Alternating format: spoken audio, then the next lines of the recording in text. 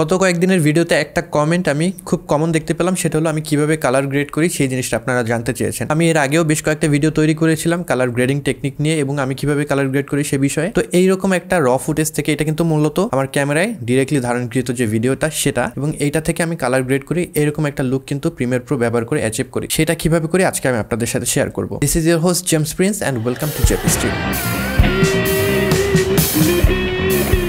তো বর্তমানে আমি সনি A6000 ক্যামেরা ব্যবহার করছি। এখানে লক প্রোফাইলে শ্যুট করা যায় না, এর জন্য আমি যেটা করেছি স্ট্যান্ডার্ড প্রোফাইলে স্যাচুরেশন এবং শার্পনেস এগুলোকে আমি একদম কমিয়ে এবং তার সাথে সাথে কন্ট্রাস্ট সেটাকে ডিক্রিজ করে তারপর ভিডিওটা শ্যুট করি। এর জন্য আপনারা দেখতে পাচ্ছেন আমার ভিডিওটা কিন্তু অত বেশি কালার নেই, অত বেশি এখানে কিন্তু কন্ট্রাস্ট নেই। তো এইটাই আমাদের দরকার যখন আমরা কোনো কালার গ্রেড করবো। সেক্ষেত্রে যদি এরকম একটা ফুটেজ আমরা থাকে সেটা নিয়ে একটু বেটার কাজ করতে পারবো। আর আপনার ক্যামেরায় যদি লক ফুটেজ আপনি শ্যুট করতে পারেন সেক্ষেত্রে তো কথাই নেই, সেক্ষেত্রে আপনি আরও অনেক বেশি স্বাধীনতা পাবেন কালার গ্রেডিং করার সময়। তো আমি যদি প্রিমিয়ার প্রোতে দেখি, এইটা হলো আমার মূলত যে ক্যামেরার ভিডিও সেইটা, এটা থেকে আমি একটা সিকোয়েন্স তৈরি করে ফেললাম। তো এটাকে আমি কিভাবে কালার গ্রেড করবো, আমি মূলত যেটা করি একদিন কালার গ্রেড করেছি এবং সেই যে প্রিসেটটা বারবার ইউজ করি। তো ভিডিও শেষের দিকে আমি আপনাদেরকে দেখিয়ে দেবো একবার কালার গ্রেড করে আপনি প্রিসেটটা কিভাবে সেভ করে রাখবেন এবং সেটাকে বারবার কিভাবে আপনি রিইউজ করবেন। তো কালার গ্রেড করার জন্য আমি কালার গ্রেডিং এর আলাদা একটা আসলে ওয়ার্ক স্পেস রেডি করে রেখেছি। তো এই সংক্রান্ত একটা ভিডিও রয়েছে আমার কিন্তু প্রিমিয়ার প্রো প্লেলিস্টে আপনারা পেয়ে যাবেন কিভাবে আমার ওয়ার্ক স্পেস আমি এভাবে সাজিয়েছি সেই ব্যাপারে। তো এখানে কালার গ্রেডিং এর জন্য প্রথমে আমি যেটা করি সেটা হলো আমার এখানে কন্ট্রাস্ট কম রয়েছে, আমি কন্ট্রাস্টটাকে একটু ইনক্রিজ করি।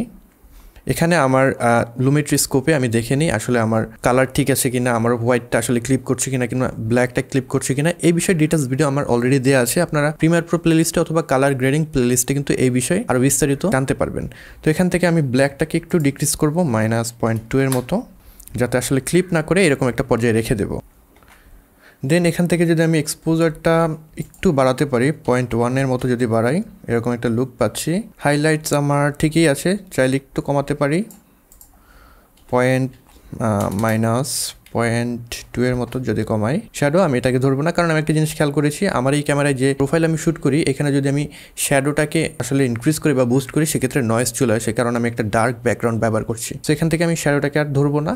তো এই হলো আমার বেসিক অ্যাডজাস্টমেন্ট, এখানে তেমন কোনো চেঞ্জ হয় নাই। আমি যদি আপনাদেরকে একটু দেখাই আসলে কি চেঞ্জটা হয়েছে, আমার আগে এরকম ছিল, বর্তমানে এরকম একটা আমরা কন্ট্রাস্টে লুক পাচ্ছি। তো এইটুক চেঞ্জই কিন্তু বর্তমানে হয়েছে। এরপরে আমরা যেটা করব নিচের দিকে চলে যাব, এখান থেকে আমাদের যে অ্যাডজাস্টমেন্ট ক্রিয়েটিভের ভিতরে অ্যাডজাস্টমেন্ট এই অংশে চলে যাব এবং এখান থেকে কিছু জিনিস চেঞ্জ করব। তো এখানে আমার কালারটা আমি স্যাচুরেশনটা একটু ডিক্রিজ করি, নর্মালি 98 এর মতো রাখি অথবা 97 এর মতো রাখি, এবং এখান থেকে ভাইব্রেন্সটাকে আমি ইনক্রিজ করি যাতে মিউটেড যে কালারগুলো রয়েছে সেই কালারগুলো একটু পপ আউট হয়। তো আমরা যদি বিফোর অ্যান্ড আফটার দেখি, এটা ছিল আগে, এটা আমাদের বর্তমান অবস্থা।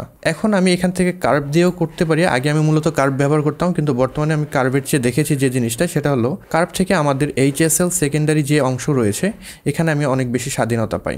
তো HSL সেকেন্ডারি থেকে আমি আমার প্রথমে যে স্কিন টোন রয়েছে সেটাকে ঠিক করব এবং তারপরে আমি আমার ব্যাকগ্রাউন্ডে কী কালারের শেড পেতে চাই সেটা আমি সেট করে দেবো। তো প্রথমে আমি যদি এখান থেকে আমার স্কিন টোনটাকে সেপারেট করি, এখান থেকে এই যে আই ড্রপারটা আপনারা দেখতে পাচ্ছেন এটার উপরে ক্লিক করবেন।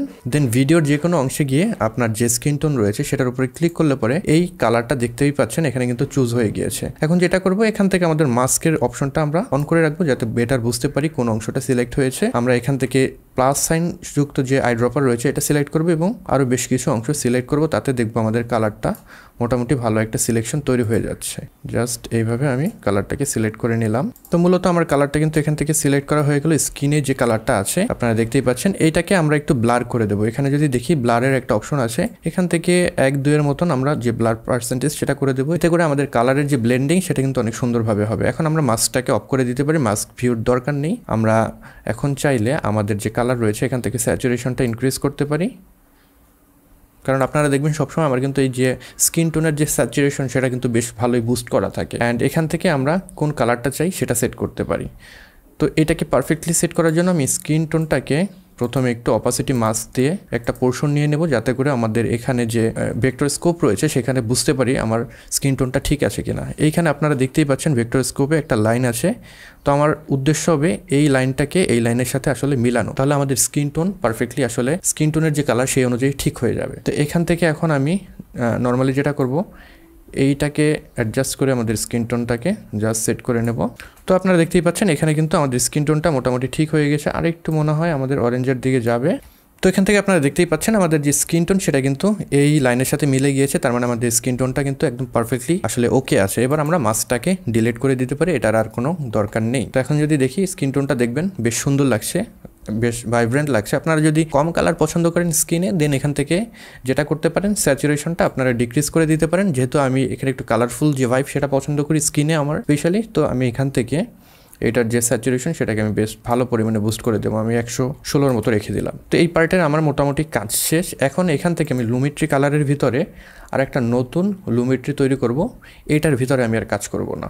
তো এখান থেকে আমি আমার এই লুমিট্রিটাকে সিলেক্ট করে নিলাম অ্যান্ড দেন অ্যাগেন আর একটা মাস্ক তৈরি করব, এবং এই মাস্কটাও আমার যে স্কিন টোন রয়েছে সেই অনুযায়ী তৈরি করব। কেন তৈরি করব একটু পরেই বলছি। আমি যদি এখান থেকে অ্যাগেন এটাকে সুন্দরভাবে সিলেক্ট করে নেই, তো আমাদের মোটামুটি স্কিন টোনটা সিলেক্ট হয়ে গিয়েছে। এবার আমরা এই মাস্কটাকে ইনভার্ট করে দেবো। দেখতেই পাচ্ছেন এখন শুধু আমার স্কিন টোনটা সিলেক্টেড অবস্থায় আছে। এখানে যদি আমাদের এই অপশনটায় ক্লিক করি তাহলে এটা ইনভার্ট হয়ে আমার এই ফেস ছাড়া বাকি অংশগুলো সিলেক্ট হয়ে যাবে, যেটা আমরা চাচ্ছি আমরা সেটাই করব। এবার আমরা মাস্ক ভিউ অফ করে দিতে পারি। এখন আপনি আপনার ব্যাকগ্রাউন্ডে যে কালারের ভাইব চান সেটা দিতে পারেন। আপনার যদি ব্যাকগ্রাউন্ডে টিল কালারের ভাইব সেটা চান সেটা ইউজ করতে পারেন। ব্লু কালার চাইলে ব্লু কালার, যে কোনো কালার কিন্তু এখন ব্যবহার করতে পারেন। কীভাবে করবেন, এখান থেকে সিম্পলি আপনারা যদি এটাকে নিচের দিকে নিয়ে আসেন তাহলে আপনার ব্যাকগ্রাউন্ডে টিল কালারের একটা ভাইব কিন্তু চলে আসছে। ব্লু কালার নিতে চাইলে এদিকে নিয়ে আসলে ব্যাকগ্রাউন্ডে আপনার ব্লু কালারের একটা ভাইব চলে আসবে।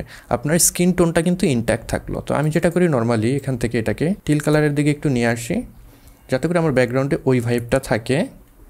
অ্যান্ড দেন আমি এখান থেকে আমাদের যে স্যাচুরেশন সেটাকে একটু ডিক্রিজ করে দিই, এটাকে আর একটু নিচের দিকে নিয়ে আসি। সো আমার এখানে কিন্তু টিল কালারের যে ভাইব সেটা চলে আসছে। এবার আমার পিছনের যে একটা প্ল্যান্ট থাকে, প্ল্যান্টটা যে কালারটা ওটা বেশি পপ আউট হচ্ছে না আমার কাছে মনে হচ্ছে, এর জন্য প্ল্যান্টটাকেও আমি আলাদাভাবে অ্যাগেন আর একটু বেশি কালারাইজ করবো। এর জন্য অ্যাগেন আমি লুমিট্রি কালারে যাব। এখান থেকে অ্যাড লুমিট্রি কালার থেকে নতুন আর একটা লুমিট্রি আমরা নিয়ে নেব। সিম্পল ওয়েতে আমি এবার আমাদের যে প্ল্যান্ট রয়েছে সেটার একটা মাস্ক তৈরি করে নেব। এবার এটাকে আমি ব্লার করে দেব। অ্যান্ড আমার প্ল্যান্টের যে কালার আমি দিতে চাই, যে কালারটা আমার পছন্দ, আমি যদি চাই আর একটু স্যাচুরেশন ইনক্রিজ করতে পারি, কিংবা আমি যদি চাই এটার যে কালারটা একটু শিফট করতে পারি টিলের দিকে, তাহলে দেখতে আসলে ভালো লাগে বেশ। অ্যান্ড স্যাচুরেশনটা একটু ইনক্রিজ করে দিলাম, তাহলে এরকম একটা লুক কিন্তু আমি পিছনে পেলাম।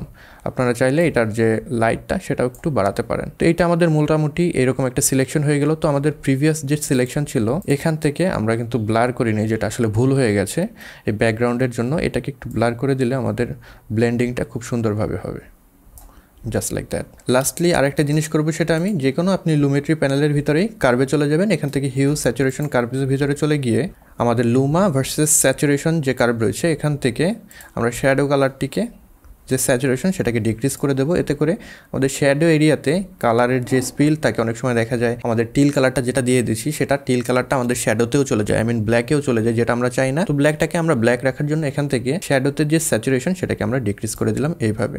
তো আপনারা দেখতেই পাচ্ছেন আমাদের কিন্তু এখানে কালার গ্রেড মোটামুটি হয়ে গিয়েছে। এবার এটাকে আমি যদি পরবর্তী কোনো ভিডিওতে অ্যাপ্লাই করতে চাই, একটা প্রিসেট আকারে সেভ করব। প্রিসেট আকারে সেভ করার জন্য আমাদের এগুলোকে সিলেক্ট করতে হবে। তিনটাকেই আমি সিলেক্ট করব কন্ট্রোল প্রেস করে, তারপরে সবগুলোকে সিলেক্ট করলাম। দেন আমি এখানে যাব সেভ প্রিসেট, একটা নাম দিয়ে দেব এ কালার গ্রেড নামে দিয়ে দিলাম, যাতে প্রিসেটে উপরের দিকে থাকে। এগুলোকে আমরা যদি এবার ডিলিটও করে দিই সমস্যা নেই, আমরা কিন্তু এক ক্লিকে এগুলোকে আবার অ্যাপ্লাই করতে পারবো। প্রথমে এরকম একটা লুক আমাদের থাকবে।